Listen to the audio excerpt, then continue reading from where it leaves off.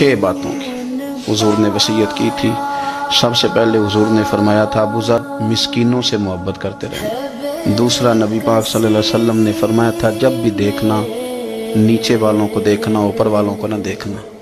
مالداروں جاگیرداروں پہ توجہ نہ کرنا، ذہن خراب ہوگا، نیچے دیکھنا، غریبوں کی طرف توجہ رکھنا۔ تیسرے نمبر پر نبی پاک صلی اللہ علیہ وسلم نے فرمایا تھا ہر حال میں حق بات کہنا اگرچہ وہ کڑوی ہو۔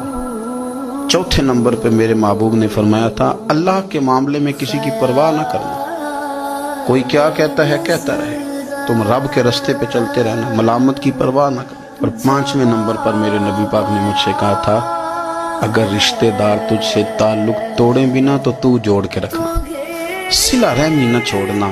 اور 6 نمبر پر حضور نے فرمایا تھا اللہ کے عرش کے خزانوں میں سے خزانہ ہے لا حول ولا قوت الا باللہ العلی العظیم۔ حضور نے فرمایا اسے پڑھتے رہنا